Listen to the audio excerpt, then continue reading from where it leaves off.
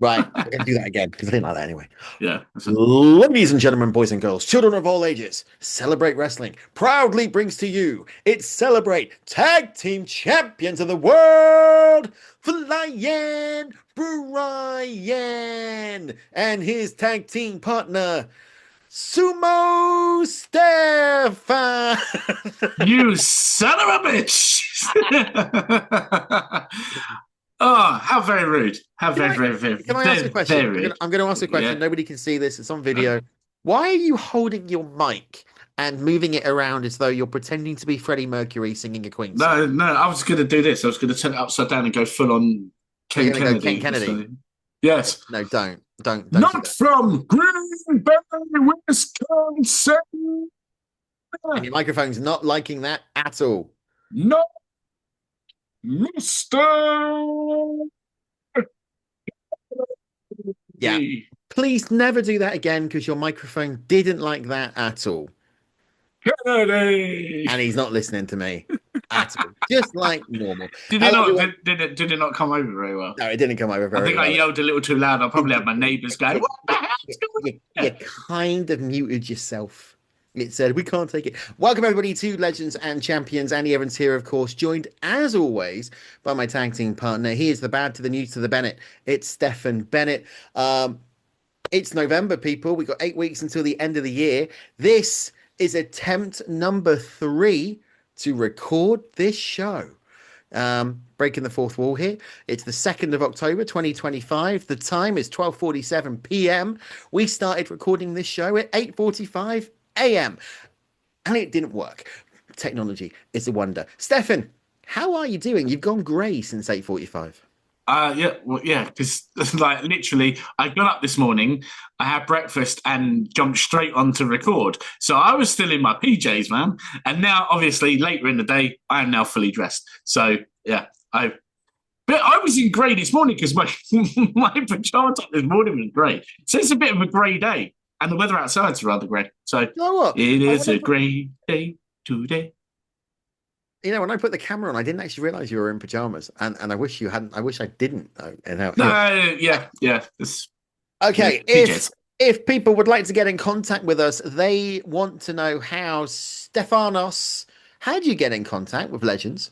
Well, there's this rather aging social media platform called Facebook. You may have heard of it. No. You search for, no? Okay, well, you download Facebook or set up a Facebook account if you have not. And then what you do is you search for Celebrate Wrestling, and then you click to join. You have to answer a few questions, and Mr. Mike McGuire, El Capitano, will let you in. And don't worry about getting involved and worrying about people being rude and that, because it's a no joke zone. It is not tolerated, people. We will not stand for it, damn it. Will you If put that? so, Will you? yes, fine. Will you please put that bloody microphone down? Do you know what it is? It's because I've got the keyboard so close to the edge of the desk, and like the microphone just seems far away if I put it over here. I thought And you were it's just like caressing it. You know, you've been like holding no, it gently, like no. it's a little love puppet. It's my new mic. I was trying to improve the audio quality, but it is okay. And it is flashing different colours. Cool. Yeah, mine flashes different colors as well. It's currently flashing purple because it's like in distress. Yeah, we got disco mics. Yeah, That's we do. awesome. We do. We wouldn't be good disco DJs. I Now, would. okay. Now, if you, this is a really weird show to kick I off. know. This is what November's going to be like. Yeah. It's Survivor Series month. Now, if you would like to keep in contact with what happens on Celebrate Wrestling, all you need to do is go to Spotify, Apple, or wherever good podcasts are provided, and do the little searchy thing and type in there Celebrate Wrestling, not McGuire on Wrestling, Celebrate Wrestling, and that will come through. Then you click on the subscribe button or the follow button, and every time a new podcast is dropped, you know, on a Saturday normally for the alternate commentary table, pretty much always on a Sunday for MOW, and I would hope 9 out of 10 times on a Wednesday for Legends and Champions with me, Andy E. You will get it plus any exclusive bonus show. He's like, what's going on? You will get it before anybody else does. So do that. Right. This month in November is officially the season of War Games. But we're not talking about War Games. We are talking about Survivor Series, but 1990. Yeah, Survivor Series is kind of becoming a War Games theme now every year, isn't it? In the modern way, What do you mean and becoming a war game? it is, isn't it? Like War Games is now the new Survivor Series, and I'm not going to complain because they've all pretty much been pretty good. To be But I fair, think, to be honest, though, I think War Games fits Survivor Series as a pay-per-view brand better than it ever did on Full Brawl. I agree. I still miss the traditional Survivor. If they were to do Survivor Series where you would have the main event was the War Games match, but all the matches on the undercard, like leading up to it, were all traditional Survivor Series matches, then great. Because let's face it, between NXT, Raw, and SmackDown, there is more than enough talent to easily construct I think Survivor Series teams. I think you're being very selfish. I think I you're don't being care. very selfish because Okay. it's November now. We've already had Survivor Series matches on NXT TNA Showcase. We have, and very good We for hope. their invasion slash showdown show. Big list that Make we haven't that seen it yet. name change what you will. Yeah, why would they do that, do you think? It was, I think, apparently it was, I can't remember the country, but there was a government in the country that refused to allow it to be shown in their country if they used the name invasion. So, yeah. I know which country that was. That's the Israel Gaza. That's the one, yeah. I It's kind of get it. Netanyahu. Yeah, I kind of get it. You know, it's I'm not overly bothered what the show name is, unless you're going to go down the WrestlePalooza name. I didn't like it in ECW, and I didn't like it this year. I'm still waiting for them to bring back CyberSlam. I mean, it makes more sense in this day and age. CyberSlam was a really good concept. The thing is, do you remember though? I remember there was one. I don't know if it was a Raw or whether it was a Cyber Sunday where they did the or Taboo Tuesday. They used to call it before it become Cyber Sunday, where they had fans could vote on one of 3 match types for 2 individuals. One was Street Fight, one was Last Man Standing, and one I think was like a table with ladders and chairs. And I was scratching my head thinking, aren't they technically all the same match? Yeah, but like, they were always very clever with that, weren't they? But you know, they're missing a trick because I actually used to like pay-per-views being on a Tuesday, right? Because it was unique, it was different. But obviously now you've got NXT that do NXT No Mercy or NXT Bash at the Beach or whatever. They could bring that back and do NXT Taboo Tuesday. That would I mean, I have to give a shout out. I know we don't cover current product right now, but I have to shout out. I mean, obviously, we don't know where they are, you know, in November, because, you know, breaking the fourth wall, we are recording this in October, early October. But I am really loving this NXT TNA thing. I'm really enjoying it. It could be better. I think it will get better, but, you know, or maybe what we'll do, because we've got a Legends and Champions YouTube channel, right? Which, believe it or not, we do have one. We haven't updated it for a long time.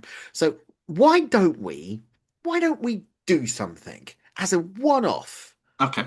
Why don't we bring back the squared circle for a one-off NXT TNA showdown special? Yes. Let's do it. Okay, we'll do it. Okay. We might even go live. Oh, miss those days.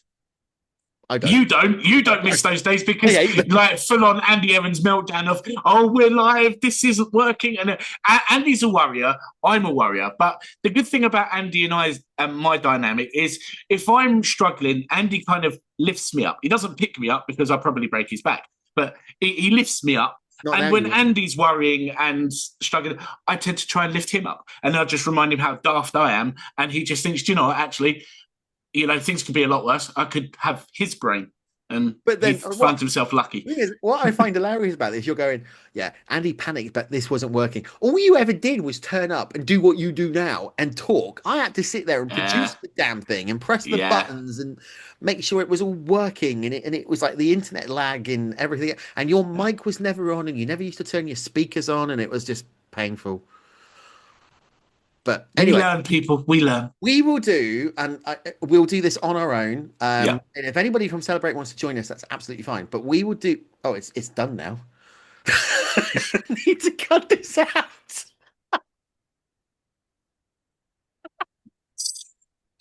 Malfunctioned again.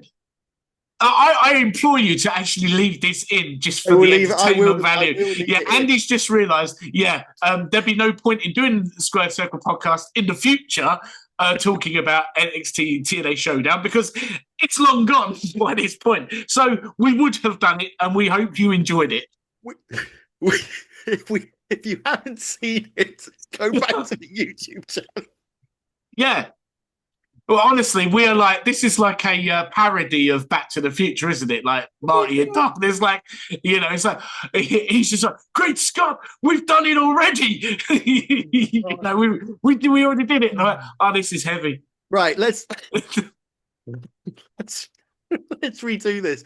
If you go to our YouTube channel, there will be a special on NXT TNA Showdown that we would have done live that we've just talked about because we've still got 7 days until the event. Right. And this is our new unofficial segment. We had the Andy's weather report. This is a new section called Andy and Stefan's brain fart of the week. Stefan's brain fart. It was just my brain. I'm not used to this new format yet of no, we've done it for months of recording like a month. I mean, we're recording November, October. Yeah. I haven't edited the October shows yet, but we've still got them. And we're going to be done by the end of the year, by like the end of November. Oh, it was definitely a joint brain fart because I was talking and going along with it before you actually laughed and was just like, hold on a minute, it's already happened. It's gone. Yeah, you're listening to this and we're not going to go live because we've already been live. And that's anyway. Right, let's take us back even further in time. Let's bring this back. The third Survivor Series 1990 was held on Thanksgiving Day on November the 22nd, 1990. It took place in their home state of Connecticut, Hartford Civic Center in Hartford, with an estimated 400,000 domestic pay-per-view buys, securing its position as one of the most watched. Now, it was known really for 3 things. One, the winner takes all Survivor Series match, which I'm really surprised they never carried on doing that because I love that concept. Same. So the sole survivors teaming up in the main event. Yeah. 2, the debut of the Gobbledy Gooker. Yeah. And 3, some dead man made his debut. He didn't last very long in the WWF. No, when he's like the Undertaker or something. I'm sure. Was it that the name? Was that what he was called? The Undertaker? I think he was something like Dead Man Inc. Dead Man Incorporate. His name, yeah, he wasn't Dead Danny, was he? Or Dead Mark? The Dead Man. Mark Callis. The don't know what happened to this guy. Made his debut in the World Wrestling Federation, but also it's this transition period now, isn't it? Because 1990, going serious, because we've lost so many listeners now because of that brain fart earlier on. The year of 1990 was a transitional piece. You know, if you go back to the Royal Rumble, it was really that moment where the landscape started to change because you had that face-off between Hogan and the Ultimate Warrior, which then led into WrestleMania 6, where you had that changing of the guard with the Warrior becoming the World Wrestling Federation champion. Then you move on to SummerSlam and you've got the Warrior defending against Ravishing Rick Rude in a rematch from 1989. You've also then got this culmination of this Earthquake Hulk Hogan feud that's been going on. And then we get to November and Warrior is at the top of the table. Savage is kind of floating sort of mid-card, but coming up the back very fast like a missile with Sergeant Slaughter. And of course, the gimmick of the Iraqi sympathizer in the Kuwait War, the Gulf War of 1991. And it was really interesting because that storyline, obviously, and we've talked about this before at WrestleMania 7, drew a lot of heat from everybody, from fans, from venues, from critics, from performers about whether or not it had a place in professional wrestling. But Survivor Series, you made the reference to it. It was what it was. It was traditional Survivor Series matchups. It was teams of 4 against teams of 4. You got pinned, count out, DQ'd, or submitted. You were gone. And the first team to be eliminated completely lost. And whoever survived then went on to the main event. And this is why I love this Soul Survivor match, because it really could have had the odds against him. You know, you think about it, you knew, right? Hogan was going to survive. You knew that. You knew Hogan was going to be in the main event. But you could have had 10, potentially 12 men on the opposing team because it was faces Yeah, versus heels. yeah, It was good versus bad. And it was the ultimate challenge, part two, yeah. without a doubt. It was. It was. Do you remember? I think it was the first. What it was on Survivor Series '87, the first one, and '88. Do you remember when they did the 10? That they had 10 on each side. It was the Yeah, tag team. So yeah. you had like the Conquistadors and all that, like the British Bulldogs, the Hart Foundation, and all that lot on the teams. And I used to like that. I remember the first time I ever saw that, and I was like, "Wow, that's so many people standing on the apron," and just being like, "This is crazy." But I loved it. Um, but yeah, I agree with you. The concept, first of all, was for me as a child growing up, and really falling in love with this business. Um, Seeing a whole show of just team versus team, the faces versus the heels was just it was brilliant. And Survivor Series rapidly became one of my favorite pay per views. We'll touch on other Survivor Series like later on and the way the concept and the pay per view changed over the years. But back then, this is prime Survivor Series. This is the Survivor Series that people of our age that grew up at that time knew and loved, and to an extent really miss. But it was actually the last one for a couple of years on that traditional format because Yeah, they started tweaking that format in 1991 when they did Hulk Hogan versus The Undertaker for the World Wrestling Federation yeah, Championship. And then obviously, if you then move forward to Survivor Series 92, it was Bret Hart and Shawn Michaels in the ladder match. yeah. It It was only was. then in 93, which, spoiler alert, we're touching on next week, which is, where you went back to those traditional Survivor Series matches. And I'm with you because I enjoyed WrestleMania and I still do, right? And I enjoyed SummerSlam. But for me, what made those pay-per-views interesting was when they were different. Because Yeah, really, what is the difference between SummerSlam and WrestleMania? It's still a card of yeah. standard matches, right? But you get the Rumble, which is that 30-man battle royal. Love the Rumble. You get the Survivor Series, which was those elimination matches. You don't see that on TV every week. In fact, you No. don't see it at all. So you're peaked, and it's teams that you wouldn't normally see together. That's absolutely right. I mean, this is the thing. I mean, I always loved, and I will always love the big four pay per views: the Rumble, WrestleMania, SummerSlam, Survivor Series. I think, obviously, in recent years, obviously now that SummerSlam, as from this year, has now become a 2 night event. I think that is what WWE are trying to do. Is they're trying to Yeah. boost SummerSlam to kind of be the halfway of the year point, like the second WrestleMania of the year. Survivor Series, SummerSlam has always been sort of like the second biggest one in WWE's eyes.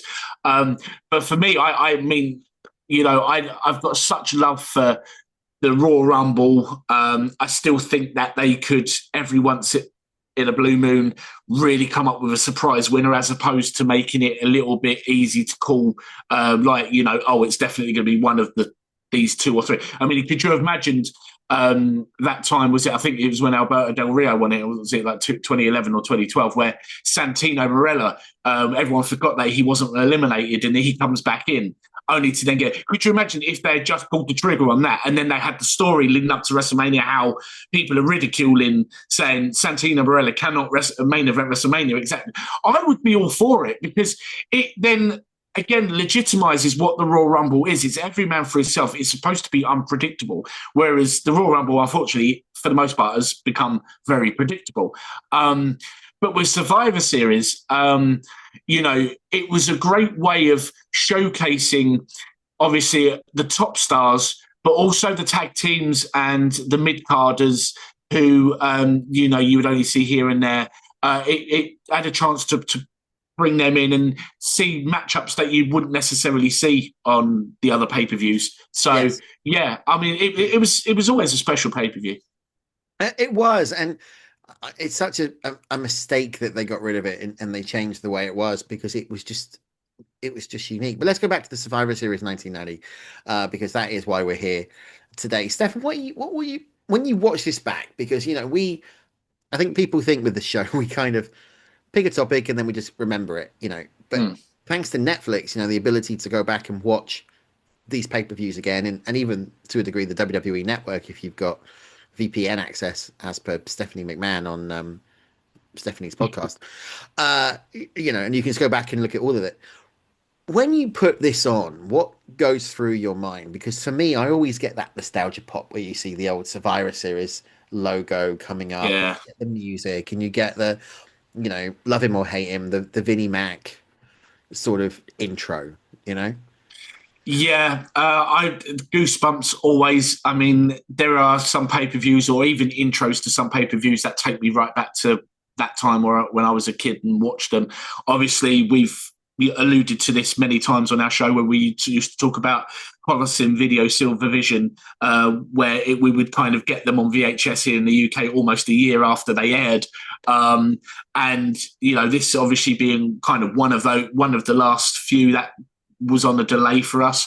Mm. And, you know, I would always remember, you know, when the local video store that used to always get the wrestling video VHSs in, when I knew I was going to my grandparents and it was like, oh, we've got to get him the latest wrestling video.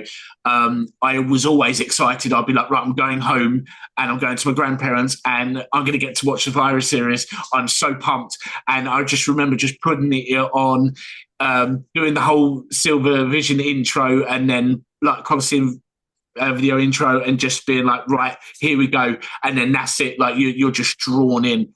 And it was that excitement of, because you know this pay-per-view is unique. Just like the Royal Rumble, it's a unique pay-per-view.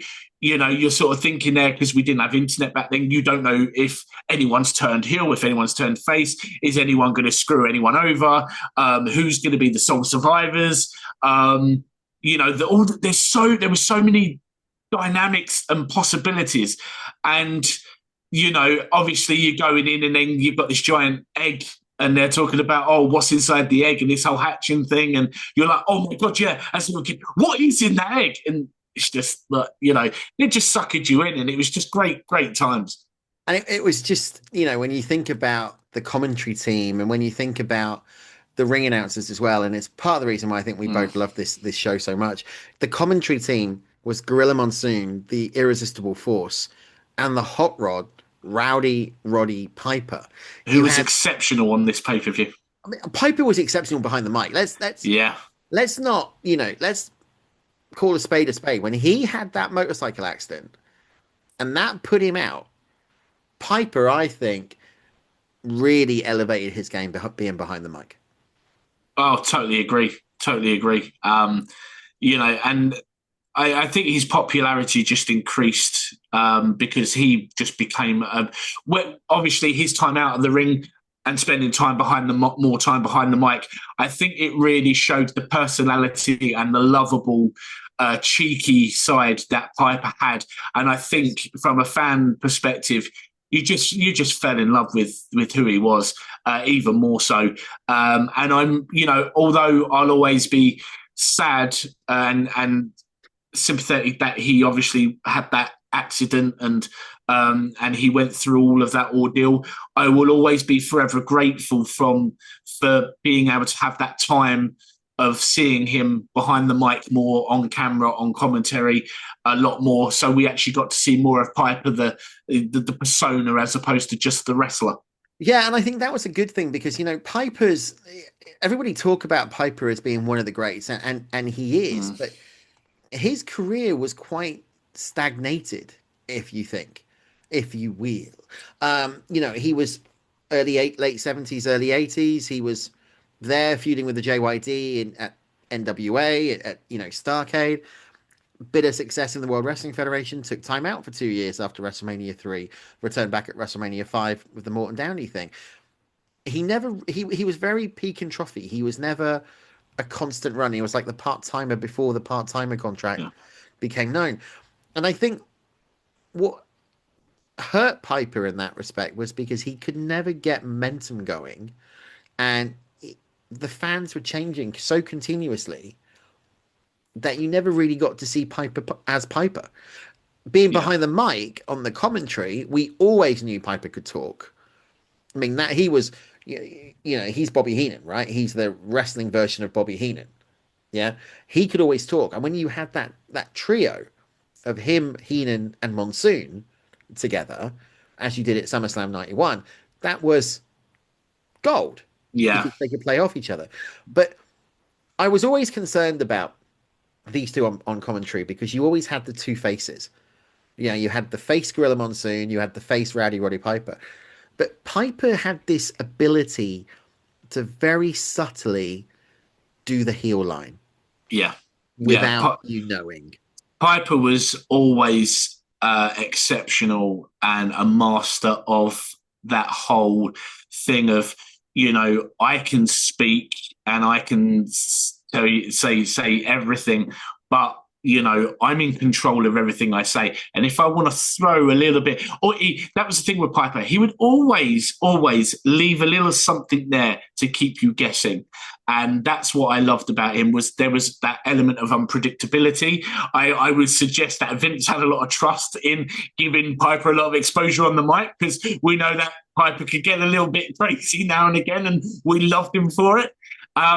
But his work was brilliant, and how well he slotted in on commentary was fantastic. And Yeah. as I said, I'm really grateful that we got to be entertained by him out of the ring as well as in. We're going to play the shot game now, but this time I'm going to do it. When I met Roddy Piper, when I was fortunate enough to get on the phone and have a phone conversation with Roddy Piper before he came to the UK for a spoken word tour. Yeah. And again, it's one of these lost interviews that unfortunately we're never going to hear again. But I remember talking to Piper and he was just so open. He was and sometimes with the legends, you kind of get this not wall up type of thing, but you just kind of get this, I'm not going to talk to you. I'm But spoken word tour that I want to sell tickets to and all this. Piper just went, oh, sod that. I'll tell you what you want to know. What do you want to know? And you ask him a yeah, question, and he was a DDP, he would go. And then I remember going to the live show in London. It was during the TWS era. And I went to the live show. Unfortunately, Dan and Toby couldn't make it. So I took two other people with me. And you could do the meet and greet at the end of it. And I obviously, had my copy of my book, the Piper book, as you do, being a bit of a mark and a fan. And I said to it, and I wore my TWS polo. And I remember Piper saying to me, you spoke to me only a week ago. And I was like, yeah, I did. And we then chatted for about 10 minutes. And similar to your conversation about DDP a few weeks ago, there were people behind it. And he said, just stand over there. And once he got through that queue, he called me back over. And we carried on talking for about another half an hour. Genuinely nice guy. Yeah, heartbroken when he passed. yeah. I don't like to talk about that spoken word thing. I was due to be there.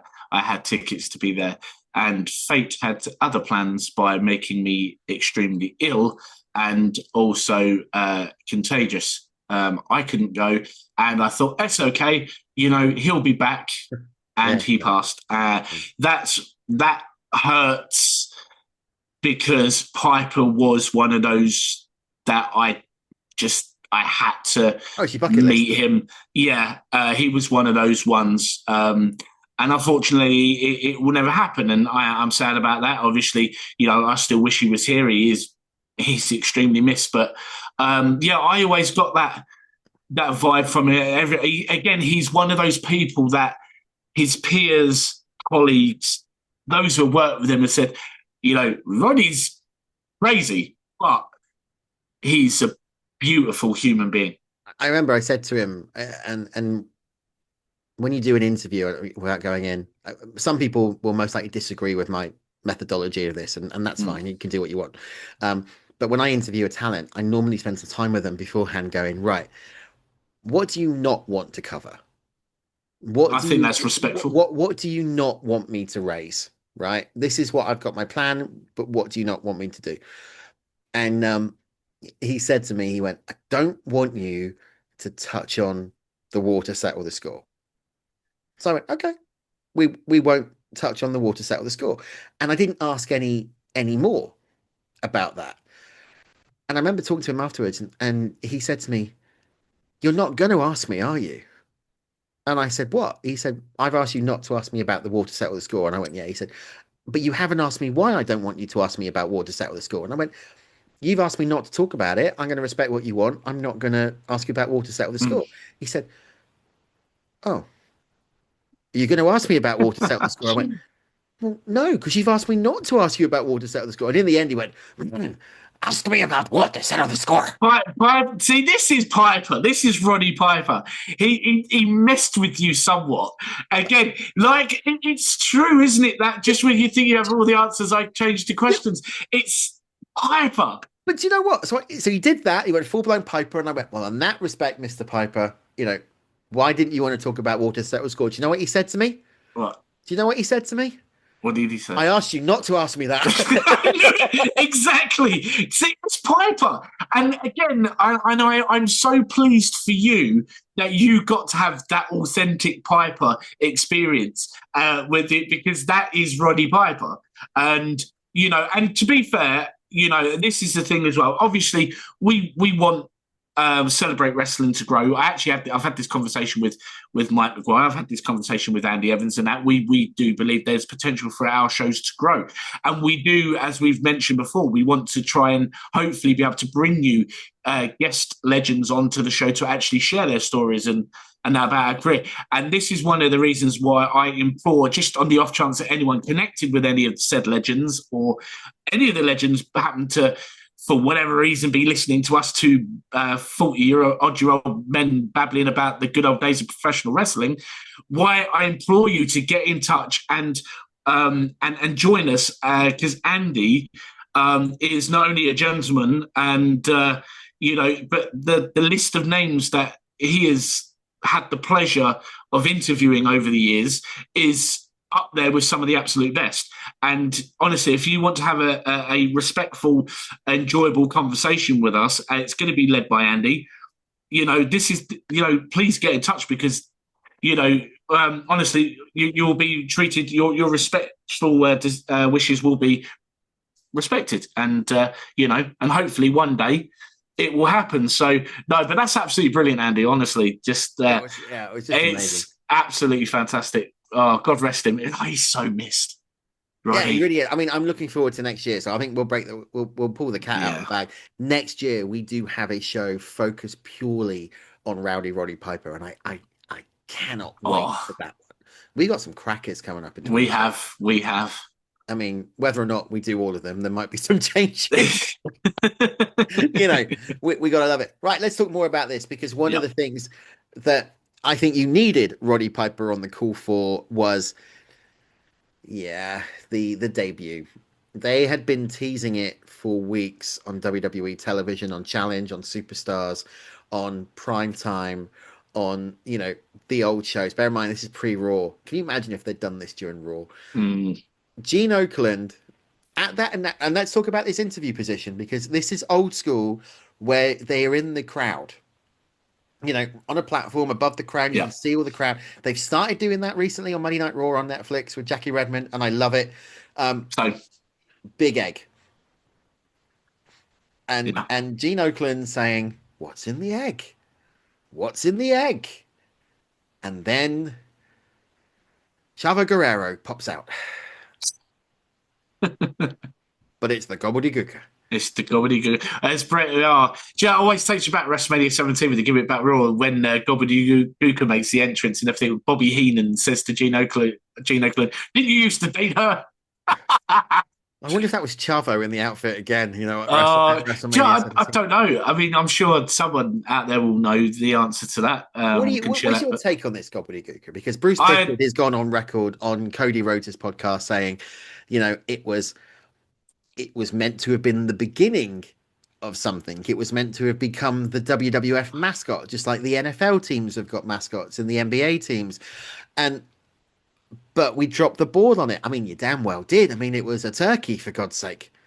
Yeah, you know what? I've honestly, remembering that far back the best I can, I remember just being left with a big, confused expression on my face, thinking, what? I don't get it. Obviously I get the whole Thanksgiving theme and all that lot, but I was like, all this hype for what? You know, I just kind of am relieved that this is before the days of Todd Pettengill doing the hour-long pre-show where he would repeatedly talk about the same thing. If honestly, if I had to listen to Pettengill talk for an hour on this mystery egg thing, and we got that, I probably would have just gone, do you know what? No, never again. Because Pettengill would have oversold it, wouldn't he? I mean, Exactly. I mean, I love Todd Pettengill. I mean, I marked out when he appeared when NXT started doing the indie house shows, and he actually appeared. I love Todd Pettengill. I really do. This isn't actually on him. It's the fact if Vince had got him to talk an hour to hype this egg up, and that's what we got. Could you imagine if it had been and I'm going back now to like the 90s announcers. Could you imagine if this had started on WWF Mania, right? And you had Todd Pettengill and Stephanie Wyand starting to talk about it. Then it went to the Action Zone and it was Charlie Lim. And do you remember Charlie Lim? He was there for like a cup of coffee. And I mean a very short espresso. It wasn't even a long cup. And then that was on the Action Zone. Then it would go to All American Wrestling and you'd have Gorilla Monsoon and Bobby Heenan talking about it. Then it would go to Superstars and you'd have Gene Okerlund talking about it. Then back to Mania again. And then on the pay-per-view. What, in all seriousness, what were they thinking? Because they wanted the mascot. So you do a turkey. You could only bring it out at Survivor Series. Yeah, it's one of those ones where you just think, what was going on with Vince and that, then create it at that time? Like literally, what was? I mean, I've said so many times, I'd love to be a fly on the wall in some of these meetings because there is nothing in this world that I could ever piece together that would comprehend why anyone would sign off on that and go, yeah, that's a great idea. I genuinely, I don't get it. I mean, if it had been the Attitude Era, I still wouldn't have got it. No, because let's face it, if it had been the Attitude Era or like early mid 97 or so, it would probably crack open and probably a scantily clad Sonny or Sable would probably come out, and then the whole place would erupted, and we would be talking about it in a completely different light. Exactly. And but I don't get it. But I don't know if it's me. Some people are going to rip it out of me on the host chat. I can see Mitch and Dimitri ripping it out of me. Yeah, sure. I really want to wear the costume. So dressing up as a lobster for your daughter's birthday wasn't enough for you. You now want to... I don't know what it is, but I've always fancied dressing up in the Gobbledy Gooker costume and doing the dance. Do you know what? To be fair, if it's the authentic costume, I'd wear it just to say, look, I've been Gobbledy Gooker for a few minutes. I mean, it would never happen, but I just want to wear the outfit. And can you imagine walking down the high street dressed as the Gobbledy Gooker going... Unless anyone at WWE want to contact us and fly me and Andy out to the warehouse. I would love... Could you imagine doing a show out of the WWF warehouse? Yeah, we could a video show as well, where we can actually look at and see. I would retire. Oh, right. We need to get some emails sent out, people. Literally, let's make this go. No, let's make this go viral. Let's Legends and Champions actually go to the place that stores, because it's not just WWE artifacts they hold. They hold ECW and WCW artifacts. They hold NWA as well. Exactly. They're going to hold TNA as well. See, right? Let's make this go. We're going to share the hell out of this. We're going to get Andy and Stefan out there. I launched a petition a few years ago to put Beefcake into the WWF Hall of Fame, and this is even worse. This is trying to get legends to the WWE warehouse. I'm up for it. Never going to happen. Let's. Are you surprised the Gobbledy Gooker didn't get over as well as what he did? No. Okay. Are you surprised? Do you think they ever talked about doing it again? Probably. It's WWF. Of course, they probably revisited the idea and that. I think it was underwhelming, and I don't think anyone would have cared. I mean, they did revisit the fact because they bought Gobbledy Gooker for the Gimmick Battle Royal years later. True. So they still thought of it. They could have made a cash turkey out of this. You imagine Thunder in Gooker. Oh, God. Suburban Gooker. No. Mr. Gooker. No. No holds Gobbledy. Ready to gobble. Family show, Andy. Family show.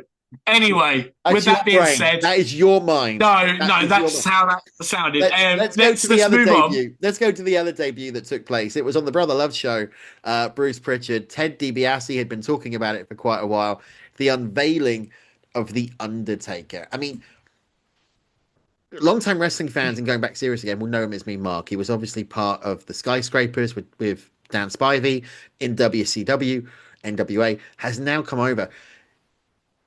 He legitimately scared the living death out of people. He looked like a monster.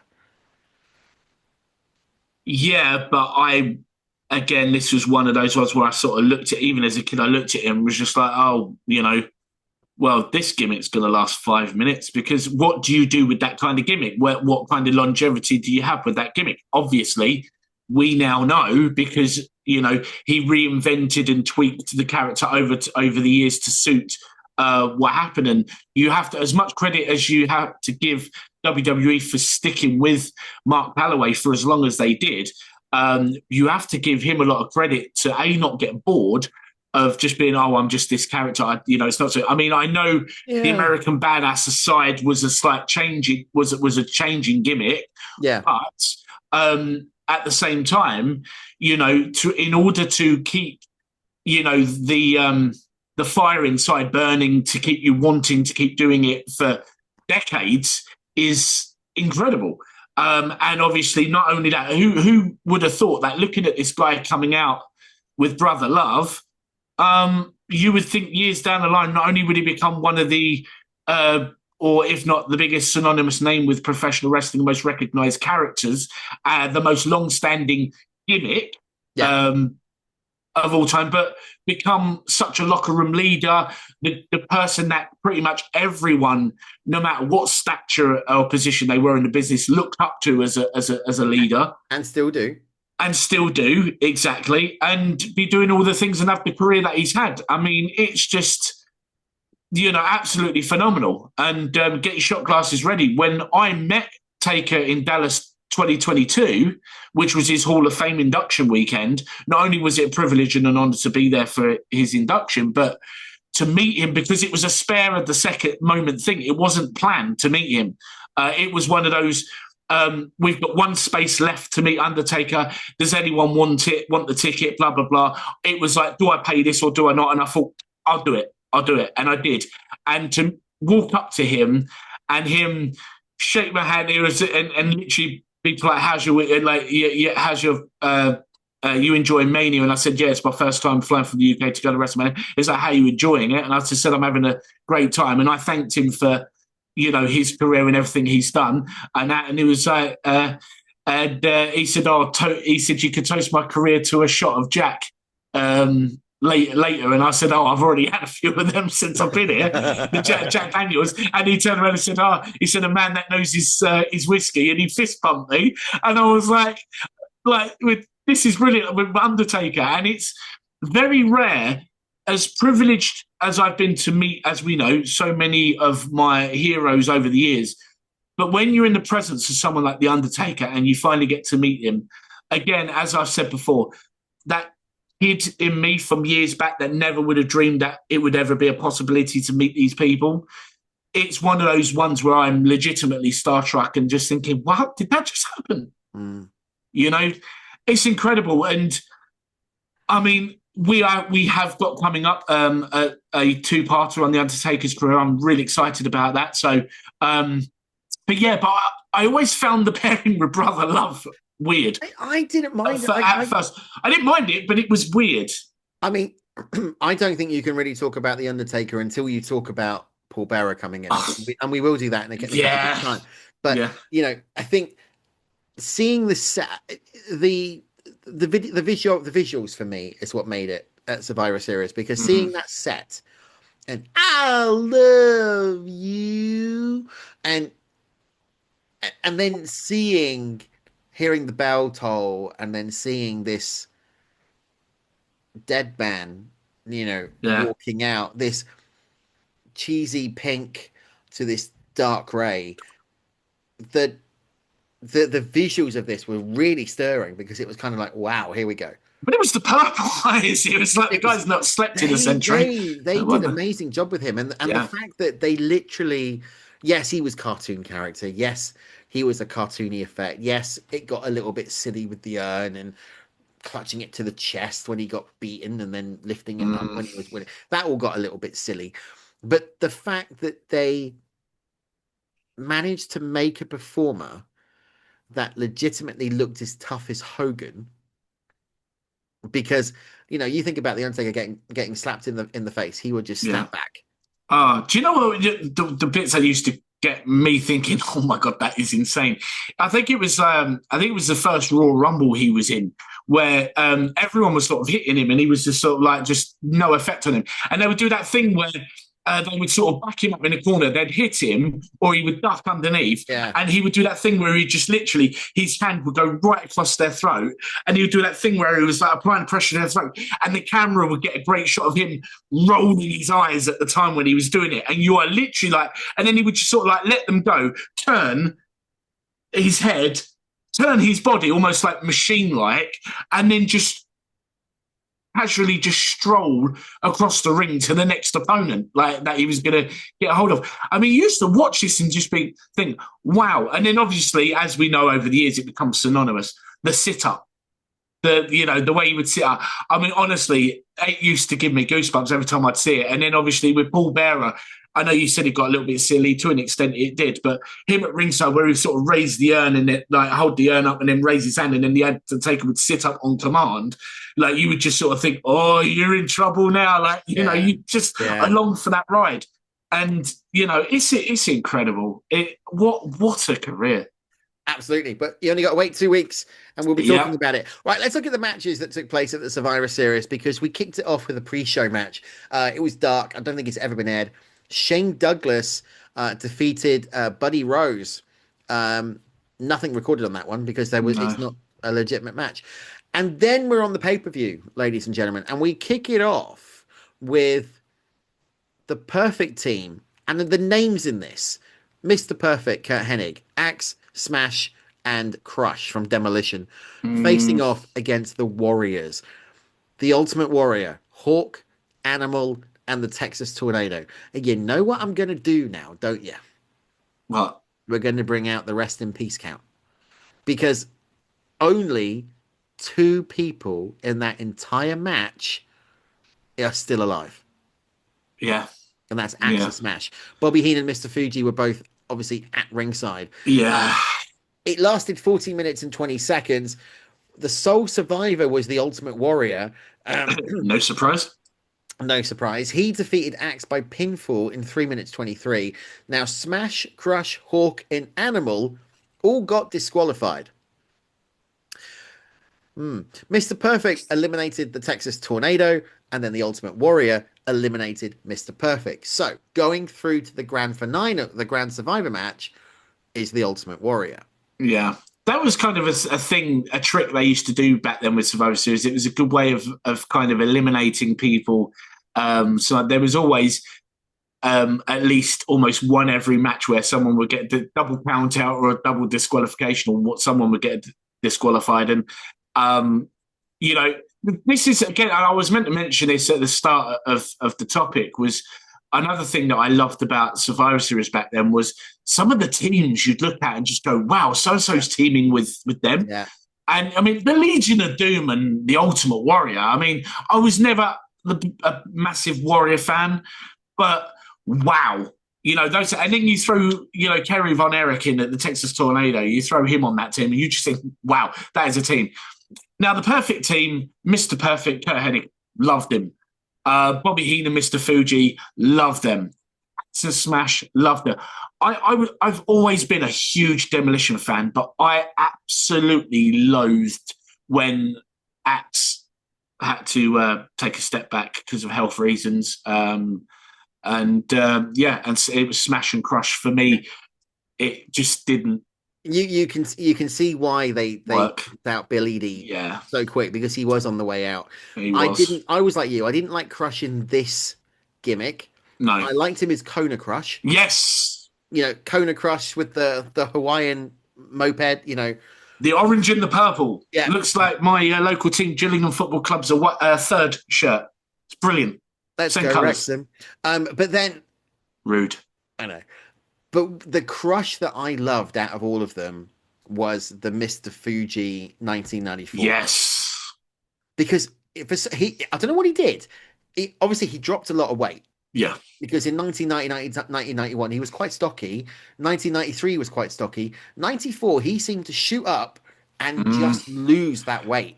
Hence why he ended up having his little program with Savage in '94 and WrestleMania 10 and that. You know, that was an amazing version of Crush. That was the best version. I also like Crush when he. I know a lot of people only vaguely remember them, but the Disciples of Apocalypse, DOA, when he was the leader of them, after he was kicked out of the Nation of Domination and created that. I loved it. I actually thought that the DOA were actually a really good stable. They were all believable as bikers and that. I mean, it's a shame that obviously in some way it didn't match up timeline wise. Could you imagine if you had the DOA and then all of a sudden Undertaker then debuts as the American Badass as the leader of the DOA? I mean, that would have worked. I mean, it would have been Main Event Mafia, wouldn't it? But it would have been, yeah. But I was thinking about that. I was thinking about the Crush when he came back as the Nation Crush, and it didn't quite resonate. But this 2 years of Crush, especially '94, was the best version of Crush. He just seemed to, when you've been treading the water for years, waiting for it to kind of click. All of a sudden, it clicked, and that's what you get. But it also is synonymous because it's the interaction that we've all been waiting for. The LOD versus the rip-off LOD. Legion of Doom versus Demolition. The Road Warriors versus Demolition. And that, sort of. Yeah, but, it's one of those too little too late because, unfortunately, Bill Eadie was on his way out. Yeah. I would, if it was Prime Road Warriors LOD versus Prime Axe and Smash Demolition, I would, honestly, to me, that's money. That would have just been... But it needed amazing. It needed to be the Road Warriors, not the Legion of Doom. Well, the LOD are always kind of like this. I don't know. They always seem to be a bit of the washed down version of the Road Warriors. You know what I mean? Oh, yeah, I totally agree. But, I'd rather have had that than not at all. Next up was the $1 Million Team. Ted DiBiase, The Undertaker, the Honky Tonk Man, and Greg Valentine, accompanied to the ring by Virgil, Brother Love, and Squeaky Jimmy Hart, facing off against the Dream Team, which was the American Dream, Dusty Rhodes, and my thing's frozen and I can't do it. There we go. The American Dream, Dusty Rhodes, the Birdman, Coco Beware, the Hitman, Bret Hart, and Jim the Anvil Neidhart. One of the countdown to one of their final appearances as the Hart Foundation. Yeah. As a tag team, really. Coco Beware eliminated by The Undertaker in 1 minute 39. The Honky Tonk Man eliminated by Jim Neidhart. Neidhart eliminated by DiBiase. The American Dream eliminated by The Undertaker. The Undertaker eliminated by The Undertaker via countout. Don't get it. And the Hitman Bret Hart eliminating the Hammer Greg Valentine, which meant that DiBiase then scored the pin over Bret the Hitman Hart. Yeah. So the sole survivor on the heel side, the $1 Million Man Ted DiBiase. Yeah. I mean, this is the thing, because it's obviously the train of thought, as I mentioned a few moments ago, about not realizing the longevity of what the Undertaker character was going to be. Obviously, he was booked to be this massive threat, this almost like one-man team. He was going to be the one leading the charge. Eliminating Dusty is a big deal. I don't care whether it's polka dot Dusty or not. It's, if you get a pinfall over Dusty Rhodes, it's a big thing, regardless of where in his career he is. But this is, as you said, this is like the wind down towards the end of Bret and the Anvil teaming up as a tag team. This is where the foundations are starting to begin for Bret going solo. And, again, what a career. I mean, this is the thing. You look at this match and you just go, there are so many people at different stages of their careers here where, you've got The Undertaker and Bret, who are, about to break out and to have two of the most legendary professional wrestling careers that there ever has been. Yeah.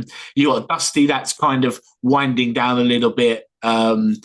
You got Coco, who was kind of, just what Coco, he was just there, wasn't he? And then obviously I think because Coco ended up teaming with Owen, didn't he? Yes, he for a did. while. High energy, yeah. And then obviously Jim would also team with Owen for a little while. And again, it was the same thing with like the Honky Tonk and Greg Valentine. They would start to, after the next sort of year or two. I know Greg Valentine was in the 94 Royal Rumble, and $1 Million Man was at sort of like only really there till sort of like 93, wasn't he, in actual in-ring competition in the WWE before obviously creating the $1 million corporation. So, yeah, there's a nice mixed bag with this match. And this is the beauty of, these pay-per-views standing the test of time when you look back on now, because you were there when it happened. You were living that era when it was happening, and now you're that far forward where it's that you've now seen what everything, all these people's career afterwards. And it's one of those ones you can reflect on and just go, wow. Just like you alluded to with the Warriors versus the Perfect Team. Unfortunately, all of two people and they're no longer with us. Absolutely, and it's sad. And it brings it home, doesn't it? It really does. So, what we got? Final Survivor, the Ultimate Survivor match. We've got the Ultimate Warrior. We got Ted DiBiase, one face, one heel. Brings us on to the fourth match. This is the Visionaries, the model Rick Martel, the Warlord, Hercules, Paul Roma, Power and Glory, accompanied by Slick, excuse me, facing off against the Vipers, Jake the Snake Roberts, Superfly, Jimmy Snooker, Shawn Michaels, and Marty Jannetty, the Rockers. Back in the day, I think when you saw this match, you went, oh yeah, it's going to be the Rockers. They're going to do it. They're going to get all the way there. They're going to survive. No. But it didn't happen. And I didn't, what you just said, I didn't think that either. The thing with the Rockers were, they picked up some wins, some big wins here and there, but I found they lost a lot. And I think, again, this is another point in time where we're starting to see, we're starting to gradually see the end of the Rockers coming. Shawn is about to go off and become the star. He was as well. We talked about Brett and Taker. Shawn's another one. Jake, again, this is coming into his final sort of year and a half or so with the company.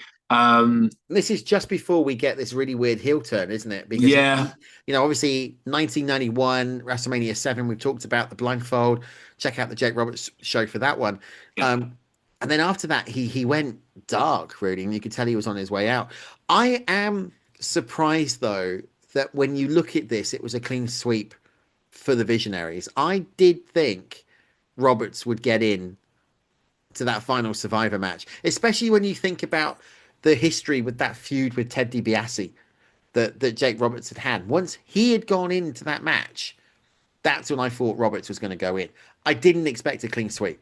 Yeah, I didn't think there'd be a clean sweep. I mean, I wasn't entirely sold on the idea that Roberts would, and lo and behold, he was counted out. So, again, there's that formula again of it's kind of protects one of the big names by it being a DQ or a count out. So no surprises there with that. But yeah, I mean, I think I can't remember what show it was, but I know we spoke about the Warlord, about how he had that look about him where we was, a little bit surprised that he didn't become a bigger player in the WWE. I mean, obviously some people could argue that and go, yeah, but one, with Powers of Pain with Barbarian, he kind of they had a relatively good career. Yeah, I get that, but when they repackaged him as a singles guy, he had that look. I don't know, and he didn't need to be able to speak because he was always had a mouthpiece most of the time anyway. Yeah. And I love Slick as well. I mean, I still say this to this day. I was a big fan of Slick, and he doesn't get mentioned as much as what Mr. Fuji do, Bobby Heenan does, Jimmy Hart does, and I find that a little unfortunate, But then again, I still remember Frenchie Martin. Oh my God. Yeah, Frenchie Martin. I still Um, remember him. I mean, just going back to the Warlord for a minute, because we talk about these cartooning gimmicks. The Powers of Pain with the Baron, back in 1988 was, and that's only 2 years prior, was a bit. Where are we going with this? Then obviously Mr. Fuji takes them over. Then Slick, he sells the contract to Slick. When they split them and they make the Warlord into this, sort of Greek god with the staff and the big W, and then they turn the Barbarian into the Barbarian, with the animal skin and the fur and the headdress. Don't know if it's me. I could then see them tagging up again and going to the World Tag Team titles because there was a different feel about those two at that point. Mm. This comedy, sci-fi sort of mystical thing that they had didn't work for them. They weren't the right two to be put into that Ah, position. But if you wanted to do it what they are, 6'7", built like brick houses that literally could beat somebody up, that was the Warlord in Barbarian. yeah, absolutely. I know he's. I mean, well, he is because he's in the next match. Someone else who I still can't believe didn't have a bigger, more successful, I would say, career in the WWE was Haku. I Well, mean, let's let, Haku was insane. let's touch on that next because the Yeah. fifth match on the card was the Hulkamaniacs. It was the All American, the Immortal Hulk Hogan, the Real American Jim Duggan, the Big Boss Man, and Tugboat. This is a good one. Remember this name, Tugboat. Defeated the Natural Disasters, Earthquake, Haku, the Canadian Strongman, Dino Bravo, and the Barbarian with Jimmy Hart and Mm. Bobby Heenan at ringside. Hogan, sole survivor in this match. He goes on to that final match. Interesting thing here is Tugboat, Fred Ottman, Yeah. because it was after this, straight after this, Tugboat turned heel on Hogan Yeah. in the feud between Hogan and Earthquake John Tenter and formed the Natural Disasters. At Um, the time, the most dominant tag team in professional wrestling. I love the Natural Disasters. They are one of my favourite tag teams of all time. I always kind of liked Earthquake, even though he was a heel back there. I always had this soft spot for John Tenter. I thought I really did, and I loved Tugboat. I just Yeah. saw this big, huge guy with this little mini white sailor's hat. Like I was Popeye like the this, Popeye the yeah, Sailor Man, but Popeye hat. got a I bit love wrong. that. But when they came and they rebranded Fred Ottman from Tugboat to Typhoon and them two together, I remember because I was having one of my operations when I was young. And I remember my grandparents, just after I'd had my operation, they said, right, we're taking you to Sainsbury's, because back then it was like a massive store. They used to have an amazing toy aisle. And I remember they were wheeling me around in the wheelchair and they said, right, we're going to treat you because you've been a brave boy. Oh, bless me. And they took me straight, like my granddad, like they knew me. They didn't have to say, oh, is there anything, is there any way you want to go? They took me straight to the wrestling figure section where all the Hasbros were. And there's me looking, and what's there? That's fairly new released. Natural Disasters. The Natural Disasters, Earthquake, a Typhoon. Straight away, I was like, can I have those, please? Oh, look, Mr. Perfect. They got a Mr. Perfect like that. And my granddad was like, you do really, and I think I bought about 5 or 6 figures. And my granddad was like, they're all bad guys. And I was like, yeah, no. And I was like, I've got most of the good guys, and I want some more bad guys. I was looking at that then, but as soon as I saw the Natural Disasters, I was like, oh, There was just gotta, something got about them, to, wasn't it? I mean, Earthquake when he was a singles worker was okay, but I yeah, think with Earthquake is they didn't really know what to do with him. Like the blue singlet didn't work. The Canadian Earthquake, well, no, it was just it the was same just earthquake, but it was with a maple leaf on his thing, on his exactly singlet. It was just yeah. when they gave them an identity though, because Tugboat was just kind of Mm. sailing through the mid card. I didn't know where else to go with that. He was just sailing through the mid card though, wasn't he? He wasn't really doing anything. He was Hogan's lackey. He was Hogan's cheerleader. Oh, This gave Fred Ottman a purpose, and yeah. I actually think this was the best portion of John Tenter's career was as the natural disasters. What are you laughing at? I'm so sorry. It's my ADHD brain because when you said the sailing and all that, all of a sudden in my mind I have a video package playing of Fred Ottman Tugboat transitioning into Typhoon with the Eric Cartman South Park cover of I'm sailing away playing in my head. Yeah, ADHD brain. I do apologise, but that's why I'm chuckling. I thought you were going to go with the Lionel Richie sailing song. No, it's that for all of them. Oh, Rod Stewart, not Lionel Richie. Yeah. That's just my joke gone. So yeah, so sorry. we do that match. We've got Hulk Hogan going into the main event. This was the Jimmy Hart family, wasn't it? Really, if you think Earthquake, Haku, and Earthquake and Dino Bravo, someone that I was never sold on. Dino Bravo. Yeah. I mean, I always saw him as kind of Mr. Reliable if you just wanted to throw a heel, so as a face could go. Yes. It was kind of just that for me, and he was never someone that you was ever excited to see or watch, but you knew he would do a good job. But he 9 times out of 10 putting over the guy who he was in the ring with. There was nothing to me charismatic about him. He wasn't good on the mic. He wasn't good on the promo skills. No. He needed someone to talk for him. It was just wasn't. He just wasn't there for me, and that's not trying to throw shade at Dino Bravo, bless him, because obviously he's no longer with us. But he just didn't rock. He didn't rock my boat. I mean, he would have done if Tugboat was in it, because Tugboat would have rocked the boat, and then they wouldn't have been sailing anymore. Right. Next up is the Alliance. This is the political match. Nikolai Volkov, Tito Santana, and the Bushwhackers defeated the Mercenaries, Sergeant Slaughter, Boris Zukov, Sato, and Tanaka, accompanied to the ring by General Adnan and Mr. Fuji. This obviously goes back to what we talked about, the whole Iraqi sympathizer gimmick, Gulf War gimmick of Sergeant Slaughter. I was surprised here, very surprised here, that they didn't put Slaughter over. Yeah, that was a massive surprise. And again, he was saved because he was eliminated by disqualification. This is what I mean, that formula's there.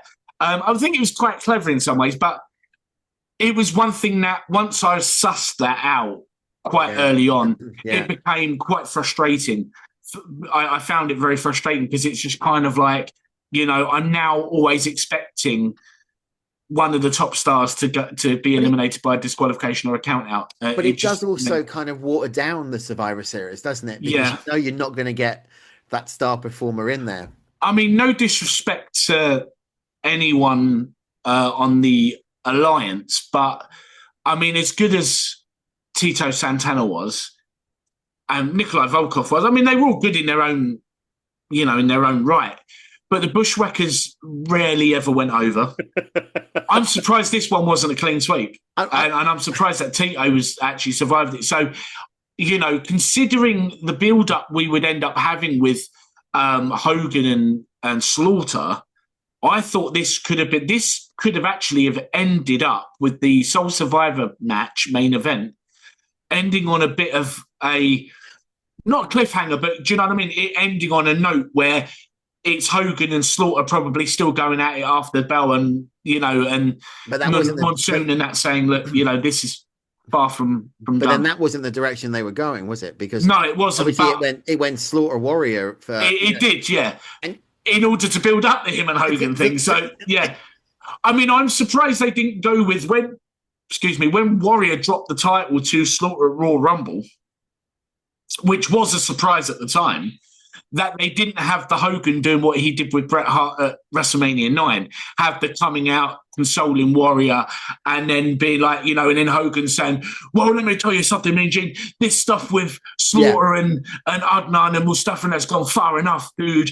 And, and then just do that thing, and then that being the build-up, and then maybe have Warrior come out going Hulk Hogan. Subtitles. If you ever see, there's a video package on social media of just the Ultimate Warrior saying Hulk Hogan, like in all these promos cut together, and all the subtitles keep coming up with things like Hulk Hogan, and things like that, because of the way it sounds like he's pronouncing it. Yeah, Yeah, you Hulk Hogan, you Hulk Hogan. Like, you saw Hogan. it's just insane. Absolutely just insane. And you know what? I'm surprised they didn't go with something like that. But anyway, but yeah, it was a shock that Slaughter didn't go over in this It was match. A because huge shock. they were obviously building towards something Yeah. because then obviously that brings us to the Soul Survivor match, Yeah. the Not final. complaining though. I have to throw that out. We're not complaining because, as I said, sometimes I like to be surprised. I like to see the Well, no, predictable not actually happen. no, and I get that, but I don't think at the time we would have It thought didn't make about it. sense. I think Yeah, I looking don't at think it, it made sense. looking at it now, because if you think about this final Survivor match, you have it's one of the things that I liked about it, and I said earlier on, you didn't know what the odds were going to be. It was 5-on-3, 5 heels against 3 faces. You had Hogan, the Warrior, and Tito Santana facing off against DiBiase and the entire Visionaries team. But they did miss a trick here, Mm. okay? Because the Warlord was eliminated by Tito Santana, who then was eliminated by Ted DiBiase.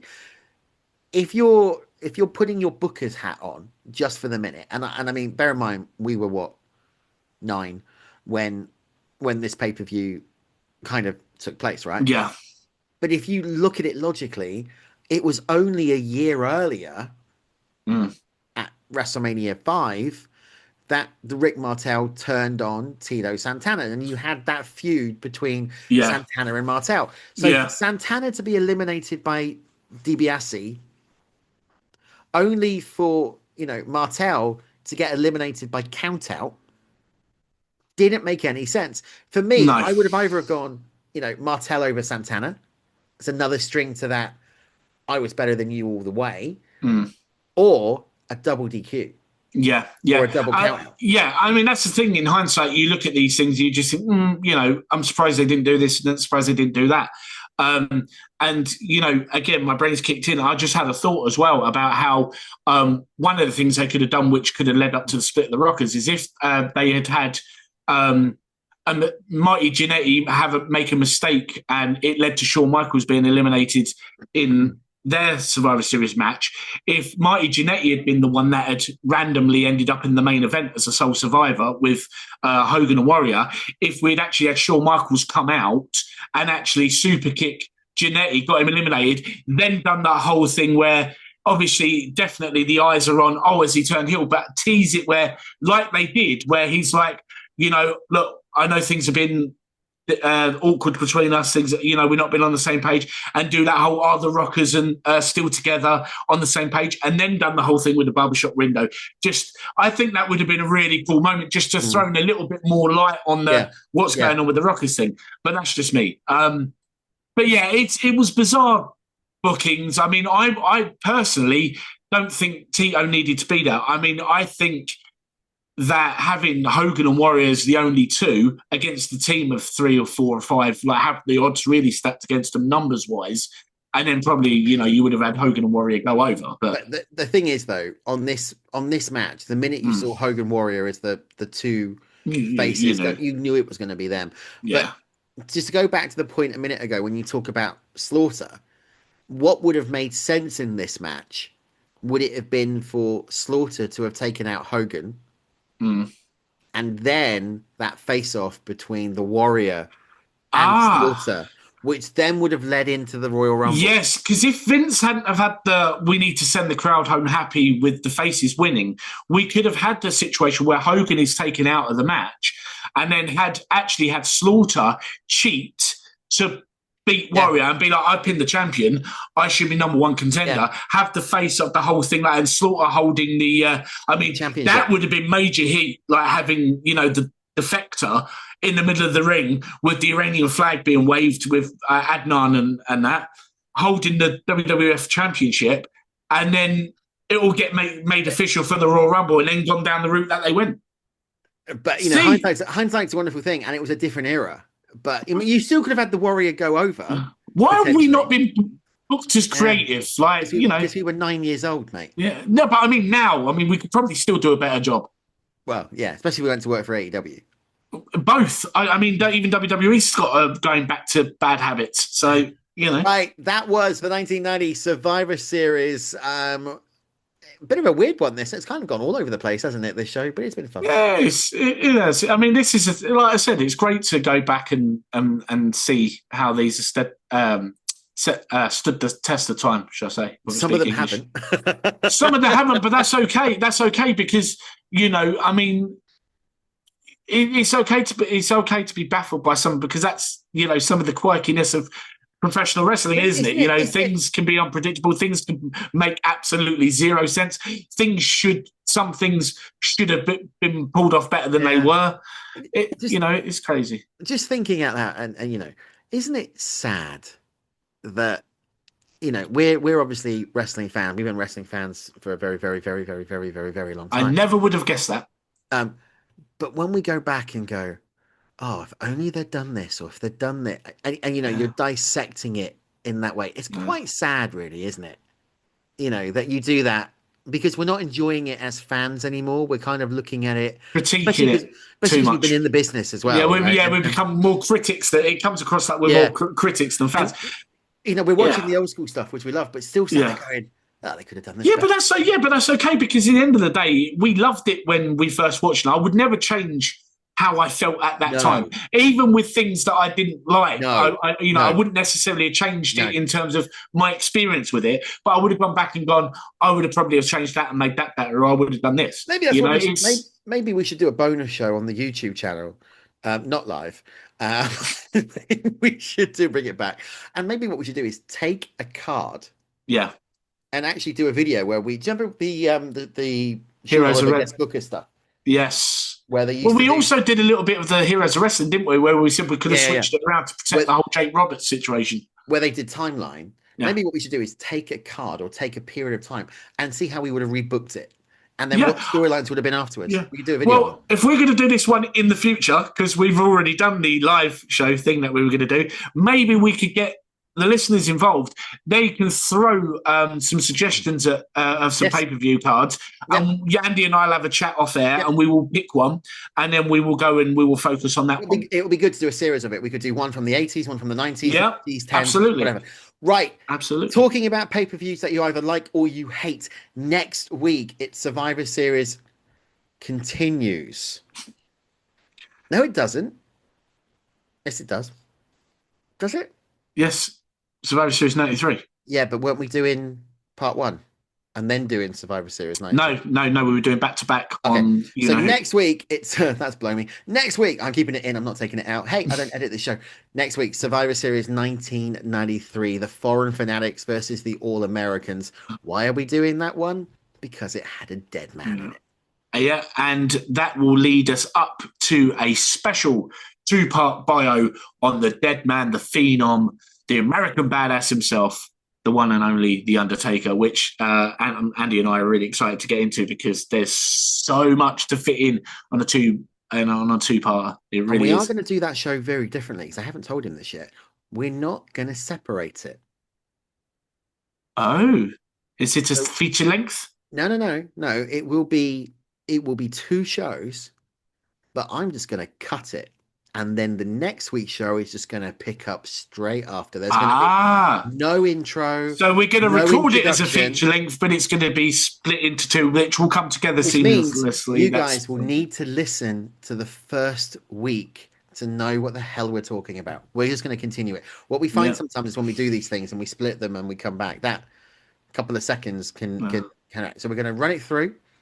It could be that the first show is an hour. It could be the second show is 35 minutes. Who knows? We're going to run it through. We're going to cut it, and then we will continue the conversation on. Yeah. Do you know what I'll say about my ADHD brain, right? Do you know, this whole time we've been talking since match number 4, the Visionary, when we was talking about the Visionaries and that, I've had one thing go around in my mind when you mentioned Hercules. That was where Rugged Ronnie Garvin was guest ring announcer for the Greg Valentine and Hercules match, where he absolutely hilariously buried Hercules and it was one of the Valentine on the mic. Honestly, if we ever do touch on that SummerSlam, hopefully Andy will insert the ring announcing from Ronnie Garvin in there. Because if you don't remember it and you haven't listened to it, honestly, it was one of the funniest things at the time. I loved it. It was hilarious. It's in the plan for SummerSlam season next year. There we go. See, it's going to be done. That. You know, you know that. but I don't know if you were going to insert that in there.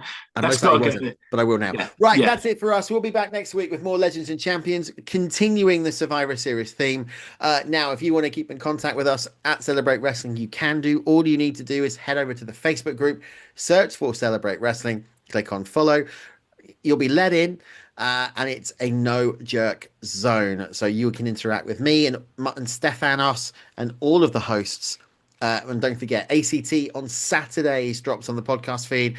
MOW drops on Sundays. We are back on a Wednesday, and whatever else drops in the week, because we don't know, will happen. And it's a surprise for us, as it's a surprise for you, which is extra good. Stefan, any last words before I sweet chin music you out of here and I become a sole survivor? You wish. Anyway, again, thanks everyone for your time listening to us at many points, especially at the start of the show, just ramble about random things. But yeah, we appreciate you. And we look forward to bringing you more Legends and Champions next Wednesday. And that's the bottom line, because Stone Cold said so. See you at the matches, people.